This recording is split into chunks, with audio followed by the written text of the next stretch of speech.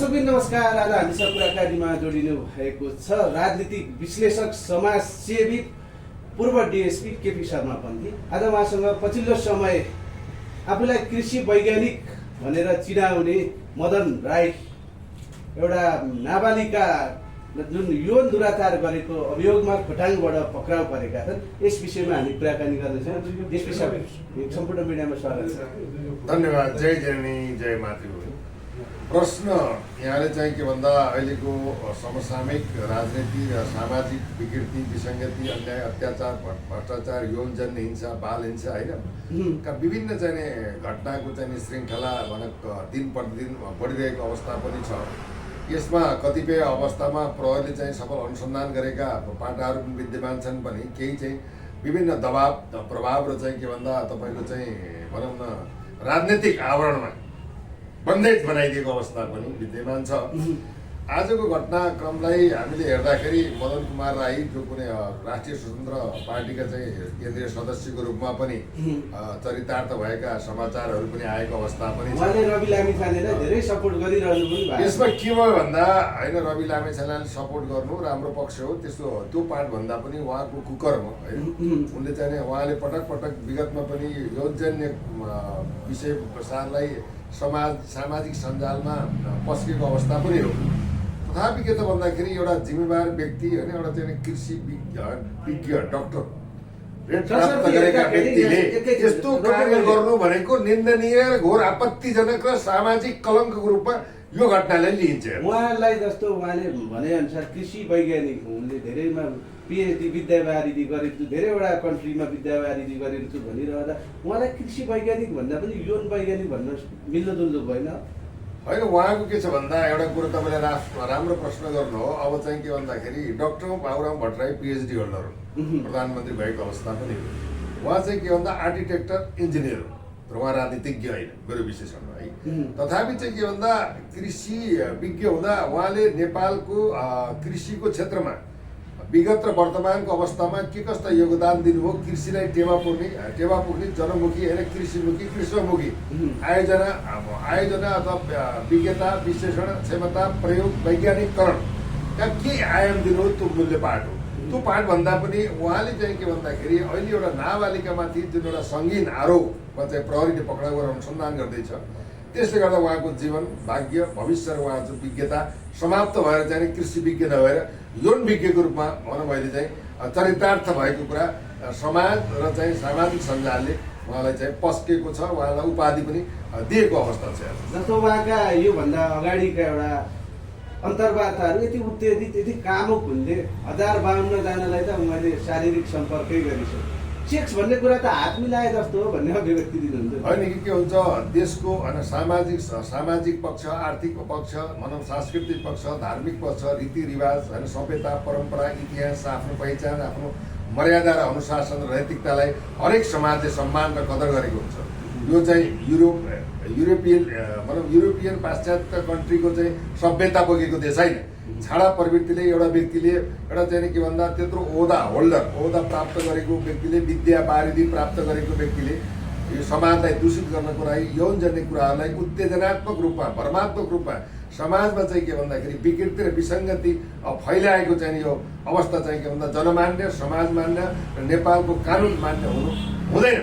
यस्तो व्यक्तिलाई तत्कालीन समय मैले यस्तो गरेँ, यहाँ गरेँ भन्ने कुरा समाजमा मतलब पस्कदा साथ निजलाई चाहिँ के भन्दा कानुनी कारवाहीमा, कानुनी दायरामा ल्याउनु पर्ने थियो। त्यो चाहिँ सरकारको कमजोरी म ठान्दछु। जस्तो नेचुरली नेतरले दिएको एउटा यौन पनि मान्छेमा चाहिन्छ, त्यसको पनि यौन परिपक्वता हुन्छ, उमेर हुन्छ। अब यौनका शिक्षाहरू पनि पक्कै पनि नेपालमा पनि छन्, तर त्यो पढाइको एउटा 9-10 क्लासभन्दा माथिबाट भर्खर यौनको बारेमा सिकाइन्छ हेल्थ सब्जेक्टमा राखेर। तर उहाँले त त्यो भर्खरका 8-10 वर्षका अबोध बालबालिकाहरूलाई त हुन लाउने, मालिस गर्न लाउने, हरेक कुराहरूमा इन्करेज गर्दा रहेछन् नि। त्यो आफ्नो त्यो एउटा के भन्दा बाल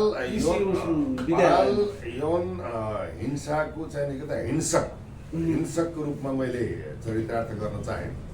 वास्तवमा चाहिँ के त भन्दाखेरि एउटा चाहिँ नि वैज्ञानिक भएको आइडेन्टिफाई भएको मान्छेले देशको संस्कृति परम्परा वेशभूषा रीतिरिवाजलाई नाङ्गो च्यालेन्ज दिए जुन खालको गतिविधि विगतमा चाहिँ अप्नाएका थिए त्यो अप्नाउनको पराकाष्ठा आज एउटा नाबालिकाको चाहिँ के भन्दाखेरि एउटा नरपिचासबाट चाहिँ शिकार भएको अवस्था छ। यो दुःखद घटना हो।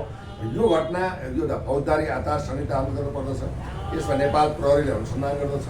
यो घटनामा चाहिँ सर्वश्रेष्ठ जन्म कैद पनि हुने अवस्था पनि हुन जान्छ। त्यो घटनाको प्रकृति र भनौँ त्यो बालिकाको व्यवस्था बाध्यता र चाहिँ के भन्दा ललाइ फकाइ होइन गरेको चाहिँ जतिसुकै दण्ड दिए पनि यो दण्ड नै कमी नै हुन्छ जस्तो मलाई लाग्छ। हेर्नुहोस्, एउटा मात्रै बालबालिका होइन, आफ्नो एउटा विद्यालयभित्र त त्यहाँ धेरै विद्यार्थी अब यस्तो भयो। अब हेर्नुहोस् न श्रृङ्खला कसरी बढ्छ। यिनले अहिले एउटा नाबालिकामाथि यौनजन्य चाहिने घटनाक्रमलाई प्रमाणसहित प्रहरीले अनुसन्धान गरेको कुराहरू मेडिकल टेस्टका कुराहरू चाहिँ भनौँ न घटनास्थल प्रकृति यावत कुराहरूलाई इन्भेस्टिगेसन गरेका कुराहरू त्यसमा विद्यमान छन् भने अब उनको मोबाइलबाट चाहिँ माने सेक्सुअल होइन सेक्सोलोजीका कुराहरू एक भनौँ बालबालिका अथवा नारीहरूमा चाहिँ प्रसारित भएका चाहिँ सामाजिक सञ्जालमा आएका कुराहरूलाई विषयपरक वस्तुपरक प्रमाणपरक रूपमा लिएर चाहिँ अगाडि बढ्ने भने उनको चाहिँ मोबाइल टेस्टबाट अनेक कुराहरू चाहिँ प्रमाणित हुन सक्छन्। नम्बर 1। नम्बर 2 के छ भन्दाखेरि अब अहिलेको जुन एउटा घटनाक्रम छ यो घटनाक्रमले चाहिँ आज चाहिँ एक नाबालिकामाथि एउटा यौन हिंसा चाहिँ एउटा हिंसकको रूपमा प्रस्तुत भए मानबहादुर राई भने मदन राई अब भोलि के हुन्छ भन्दा अब चाहिँ उनको विपक्षमा दर्जनौं के हुन्छ मतलब जाहेरी पर्छ। आवाज निस्किन्छन् किन भन्दा अब कानुनी कठघारामा परेको अवस्था भयो। परिसकेपछि कसैले चाहिँ ललाइ फकाइ दबाव प्रभाव यावत कुरोमा भनौँ यातना होइन विभिन्न खालको प्रलोभन र चाहिँ के भन्छ चारित्रिक हत्या समेतका कुराहरूलाई एउटा भनौँ दबाव प्रभावमा पारेर गरेका कुराहरू विगतमा गरेका यौनजन्य हिंसाका कुराहरू क्रमशः दर्जनौं भोलिदेखि पर्सिदेखि दर्जनौं उनको विरुद्धमा निवेदन चाहिँ आउँछन् जस्तो मलाई लाग्दछ। जसो उहाँको विद्यालय होइन खोटाङ कृषि विद्यालय त्यहाँ पढ्नको लागि पढाउनको लागि होस्टेल राख्नको लागि देशभरिबाट सासाना बालबालिका ल्याइदो रहेछ। अहिले पछिल्लो पिरियड कस्ता भिडियोहरू लिक भयो भने काहीँ मदन राई नाङ्गिएका काहीँ कसैलाई गोप्य अङ्ग छुन गइरहेका भिडियोहरू नाङ्गिरहँदा उहाँका अभिभावकले त्यो दृश्य कसरी हेर्न सक्ने? यो चाहिँ के भन्दाखेरि मदन राईलाई सरकारले समाजले तत्काल कारवाही नगर्नुको पछाडि एउटा राज्यको कमजोरी हो। त्यसमा कानुन प्रभावित नगरेकोमा त्यसलाई म कमजोरी ठान्दछु। राज्य भनेको अभिभावक हो, सरकार भनेको अभिभावक हो, जनता भनेको सन्तान हो। त्यसैले अभिभावकत्व ग्रहण गर्ने एउटा चाहिँ नेतृत्वले सरकारले के गर्नुपर्छ आफ्ना जनताको जीव धनको सुरक्षा सम्पत्तिको सुरक्षा अब चाहिँ सामाजिक प्रतिष्ठाको सुरक्षा इज्जतको सुरक्षा यसैदेखि घाँस बाँस कपासको ग्यारेन्टी शिक्षा स्वास्थ्य होइन स्वरोजगारको व्यवस्था मतलब एउटा देशको नागरिक चाहिँ आत्मस्वाभिमान सहित चाहिँ बाँच्न पाउने अधिकारका ग्यारेन्टेड भनौँ पाठहरू चाहिँ कानुन न त संविधान न त राज्यले चाहिँ सम्पादन गर्न प्रत्याभूति गरेको अवस्था छ।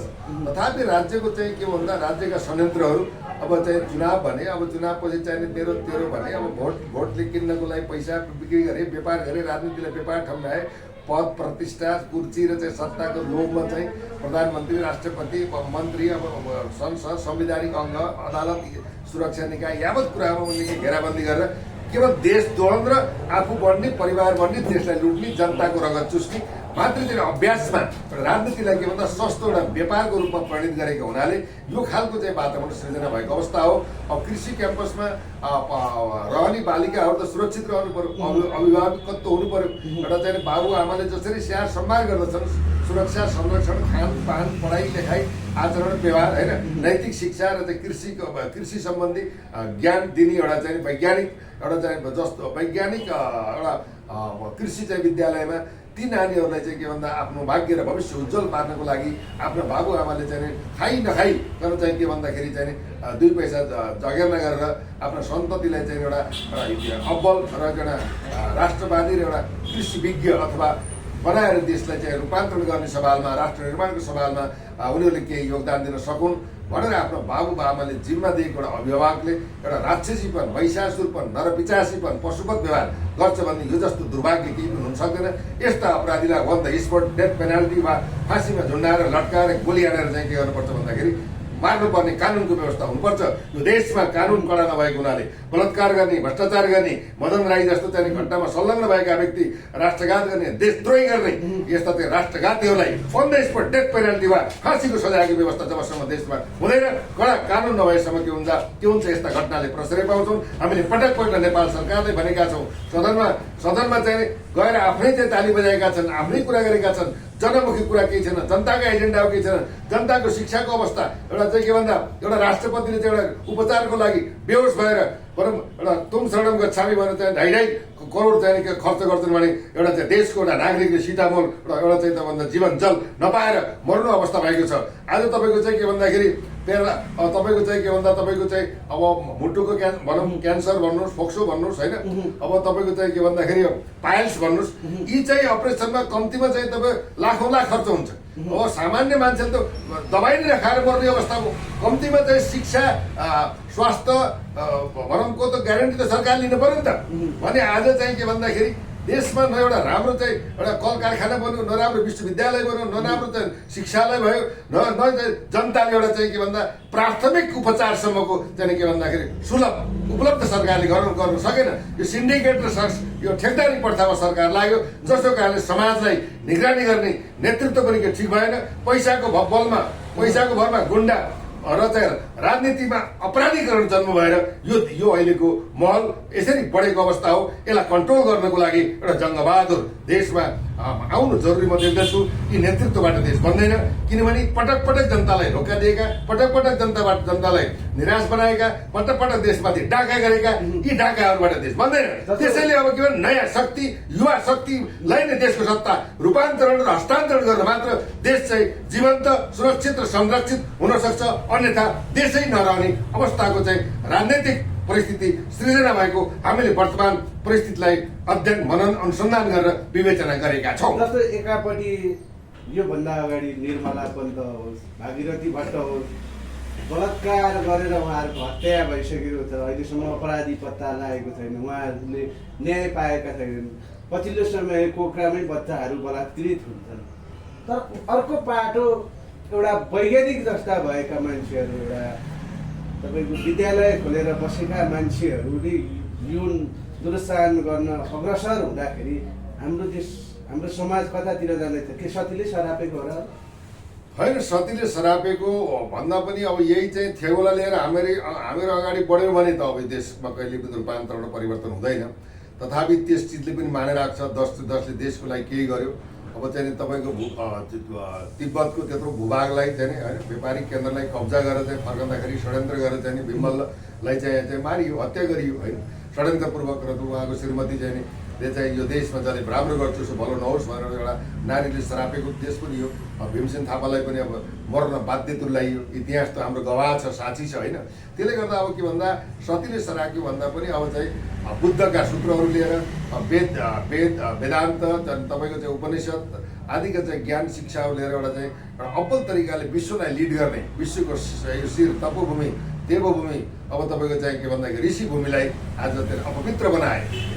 आज तपाईँले हेर्नुहोस् न, कम्तीमा तपाईँको चाहिँ नि यो बागमती, विष्णुमती, शेषमतीका भनौँ नदीहरू छन्। यी नदीहरूको ऐतिहासिक महत्त्व पनि छ, त्यो बढाउन नजाउँ। त्यो 10-8 किलोमिटर चौबारसम्म सफा गरेर चाहिँ एउटा जल सफा गर्न सकेका छैन, फोहोरको व्यवस्थापन गर्न सकेका छैन। जसले चाहिँ गर्छु भनेर चाहिँ उसलाई अवरोध गरेका छ भने एउटा 10 किलोमिटरको चाहिँ बागमती, शेषमती, विष्णुमती नदीलाई सफा गर्न सक्दैन भने अब यो देशको नेतृत्वहरूले यो देशलाई विकास उन्मुख र यस्ता अपराधजन्य घटनाहरूमा संलग्न व्यक्तिहरूलाई कसरी पक्राउ गर्न सक्छ? आज तपाईँले भनिहाल्नु, आज सामूहिक बलात्कारपछि हत्या भएको चाहिँ निर्मला पन्तको चाहिँ 3-4 वर्ष भइसक्यो। अनुसन्धानबाट तपाईँको 72 एउटा अनुसन्धान टिम बन्यो। सबभन्दा खर्चिलो अनुसन्धान, महँगो खर्च भएको अनुसन्धान यो चाहिँ निर्मला चाहिँ सामूहिक बलात्कारपछि हत्याकाण्डमा हो। तथापि के भन्दा प्रहरी पुग्न खोज्छ, छेकबार लगाइदिन्छ, प्रहरीले गर्छ, प्रहरीलाई ब्रेक लगाइदिन्छ। आवरणमा चाहिँ के भन्दा ठेस लगाइदिन्छ, ब्रेक लगाइदिन्छ। त्यसैले मैले पटक पटक भन्दै आएको छु, नेपाल प्रहरीलाई निष्पक्ष, स्वतन्त्र, निर्भीक र चाहिँ राजनीतिक दुर्गन्धबाट मुक्त बनाएर जबसम्म अनुसन्धानको पाटोमा, अपराध अनुसन्धानको पाटोमा, शान्ति सुरक्षाको पाटोमा हरेक चिज एउटा सुसम्पन्न गराएर अगाडि बढाउँदैन, राजनीतिभन्दा फरक धारमा चाहिँ राख्दैन, तबसम्म देशमा शान्ति सुरक्षा अमन चयन र यस्ता घटनाको न्यूनीकरण असम्भव छ। हेर्नुहोस्, यो जसले गर्दा यसका कारक तत्त्व भने देशका चाहिँ शासकहरू हुन्, देशका चाहिँ नेतृत्व नै जवाबदेही हुन्।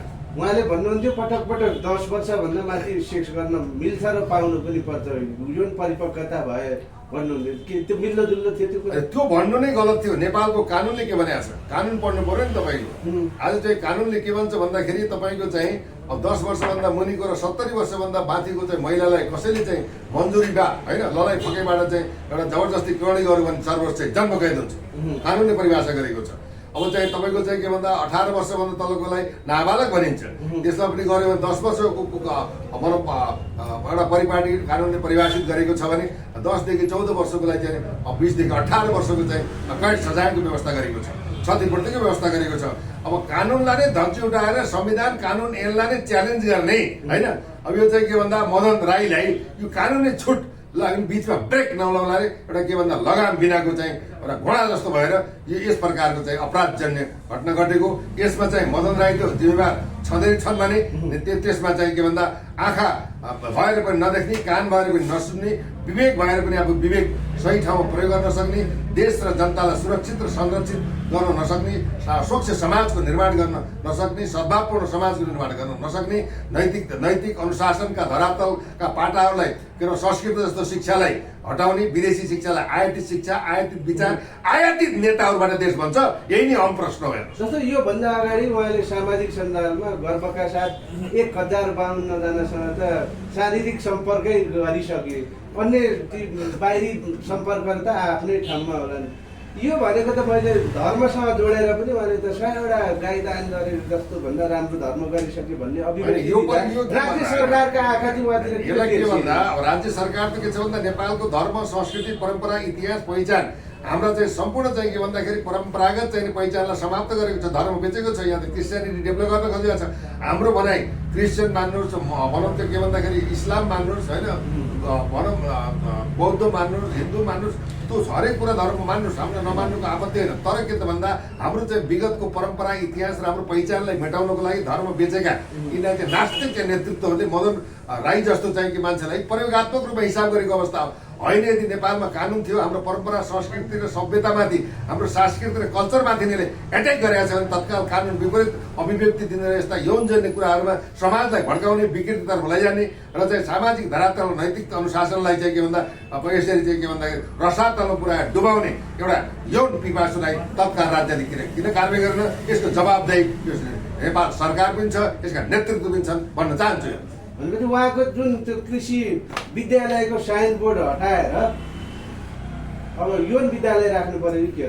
कसरी मिल्छ यौन विद्यालय राख्न? कानुनले दिन्छ, अब त्यो कुरा हुँदैन। तर रहेको कुरो भन्दा यस्तो चाहिने के भन्दा त्यस्ता दर्जनौं औँसी शब्दमा मैले यस्तो चाहिँ कामा तुराणाम नभयम न लज्जा भन्छ कि हेर्नुहोस् है, लज्जा पनि भएन है त भनौँ, उसलाई चाहिँ सामाजिक बोध पनि भएन, अभिभावकत्व पनि भएन, आफ्नो ज्ञान विज्ञताको पनि कदर भएन, म को भन्ने प्रतिष्ठाको ज्ञान पनि भएन। यो त के भन्दाखेरि बाघको के अरे तपाईँको चाहिँ अब यो चाहिँ पशुपतिको साढे जस्तो भएर चाहिँ हिँडेकोलाई अब चाहिँ के भन्दा बार बन्धनमा ल्याएर आजीवन कारावास राखेर उनी चाहिँ अहिलेसम्म नेपालमा अब आफ्नै उसकै अभिव्यक्ति विगतका सम्पूर्ण भिडियोलाई कलेक्सन गरेर भनौँ आजीवन कारावास दिएर चाहिँ के भन्दा प्रायश्चित्त गर्ने कानुन र उसले चाहिँ यो भनौँ के कस्ता चाहिने भनौँ त्यो कृषि विद्यालय खोल्दाखेरि भनौँ आर्थिक अनियमितता देखेर सम्पत्तिदेखि छानबिन गरेर यस्ता रक्त पिचासु महिषासुरलाई चाहिँ के भन्दा कानुनी कटघारीमा काल कोठरीमा थुनेर उसलाई चाहिँ कठोर निर्मम भएर चाहिँ कारवाही गर्नु नेपाल प्रहरीलाई तपाईँकै टेलिभिजनद्वारा मैले के भन्दा सुझाव निवेदन र चाहिँ अपिल पनि गर्न चाहन्छु। उहाँले गर्वका साथ फेसबुकमा स्ट्याटस लेख्नु भएको छ, यो शिक्षा कसैले प्रदान गर्दा म गल्ती भयो भने मलाई फाँसीको सजाय दिनुहोस् भन्नुभयो। अब फाँसीको सजाय त अब नेपालमा कानुनै व्यवस्था छैन। हेर्नु फाँसीको सजायले पनि पुग्दैन यस्तो मान्छेले। हेर्नुहोस् किन भन्दाखेरि अब चाहिँ त्यो एउटा एउटा देशको मैले भनि नि सकेँ नि। अब तपाईँ हाम्रो एउटा कल्चर हुन्छ, वेशभूषा हुन्छ, रीतिरिवाज हुन्छ। आज आएर अहिले सरकारले चाहिँ भनौँ त्यो के अरे सेनिटाइजर त्यो प्याड चाहिँ बल्ल विद्यालयमा वितरण गर्दैछ। कतिपय ठाउँमा चाहिँ त्यो सातु धुलो होइन त्यो बालबालिकालाई खुवाउँछ, त्यसै पनि भ्रष्टाचार हुन्छ। शिक्षामा चाहिँ आज अब यो त 72 वर्षको शासनकालमा अहिलेको वर्ष चाहिँ किताब त हामीले समयमा पुर्यायौँ भनेर चाहिँ ताली पड्काउँछ। भ्रष्टाचारबाट के कुरा गर्नु र? यो त कात्रोमै भ्रष्टाचार हुन्छ, सिटामलमा भ्रष्टाचार हुन्छ। अनि यत्र तत्र सर्वत्र चाहिँ दुर्गन्धित भएको चाहिँ यो राजनीति पनि हो, दुर्गन्धित समाजलाई बनाउने नेतृत्व नै हुन्। अब चाहिँ सचिएर भनौँ सचिने कि नासिने भन्ने एउटा चाहिँ निष्ठाका साथ चाहिँ विगतका गल्ती कमजोरीका प्रायश्चित्त गरेर वर्तमान सरकारले अब जसरी अहिले चाहिँ भुटानी चाहिँ नक्कली भुटानी चाहिँ यो प्रकरण चाहिँ वारदातमा जसरी अगाडि बढेको छ त्यही अनुसार यस्ता चाहिँ अपराधीहरूको पनि एउटा सशक्त चाहिँ कारबाहीको लागि कसले मुलैजा नगरिकन भनौँ सम्पूर्ण प्रमाणहरूलाई विगतका प्रमाणहरू भिडियो समेतलाई कलेक्सन गरेर सख्त कारबाहीको लागि र सर्वश्रेष्ठ जन्म कैदको चाहिँ भनौँ निजले चाहिँ एउटा के भन्दा सजाय पाउने हिसाबमा अनुसन्धान टिम र चाहिँ सरकार अगाडि बढाउँछ। त्यो तपाईँको कारबाहीको पाटो सर्वस्व सहित भनेको, तर नेपालको कानुनले जुन त्यो पछिल्लो पीडितहरू ती नाबालिकाहरूले जसरी किटानी जारी गरेका छन्, यदि दोषी ठहरिए मदन राई भने कस्तो टाइपको कारबाही होला नेपालको कानुन? तपाईँले भने नि त मैले अघि नै तपाईँको 10 वर्षदेखि मुनि र 70 वर्ष माथिका चाहिँ महिला तथा नाबालिकाहरूलाई चाहिँ के गर्ने भन्दाखेरि कसैले चाहिँ जबरजस्ती गर्ने गरेको खण्डमा मन्जुरी भए चाहिँ के भन्दा जबरजस्ती गरेमा सर्वश्रेष्ठ जन्मकैद हुन्छ भनेपछि त अब नाबालक पनि भयो। यस्ता दिनका दर्जनौं मुद्दा चाहिँ वारदात सुरु हुन्छ, हेर्दै जानु होला। यस्तो चाहिँ अब तपाईँ यो पार्ट 1 मा जानुहोस् न, अब पार्ट 2 हेर्दै जानुहोस् न। यो पार्ट 1 को चाहिँ स्टार्टिङ हो, अब उसको पार्ट 2 का कुराहरूलाई इन्भेस्टिगेसनको पार्ट र चाहिँ उसले गरेका विगतका घटनाक्रम बिस्तारै 1 2 3 4 5 6 हुँदै जान्छन्, यो बढ्दै जान्छ र चाहिँ उनले गरेको पापको चाहिँ के प्रायश्चित मात्र नभएर अब चाहिँ उनको जीवन लीला यही चाहिँ यौन काण्डबाट समाप्त भएको पनि म तपाईँलाई जानकारी गराउन चाहन्छु। किन भन्दाखेरि यिनले चाहिँ विगतमा यो छाडा प्रवृत्ति समाजलाई दुर्गन्धित गर्ने, युवाहरूले चाहिँ उत्तेजनात्मक परिस्थितिमा जन्माउने एउटा के भन्दा यौन पिपासु चाहिँ भएको हुनाले कडाभन्दा कडा कारबाही हुनुपर्छ भन्ने नेपाल सरकार र नेपाल प्रहरी र अनुसन्धानमा रहेका चाहिँ अधिकृतहरूलाई अगाडि बढ्न र चाहिँ के भन्दा तलैदेखि होइन गहिराइदेखि अनुसन्धानको पाटोलाई अगाडि बढाएर यस्ता चाहिँ व्यक्तिलाई कानुनी कठघरामा पुर्याउन म चाहिँ भनौँ एउटा सुझाव, अपिल र ध्यानाकर्षण पनि गराउन चाहन्छु। हस् जेएसपी साहब, यहाँ कमजोरी समयको लागि धेरै धेरै धन्यवाद। जय जननी जय मातृ।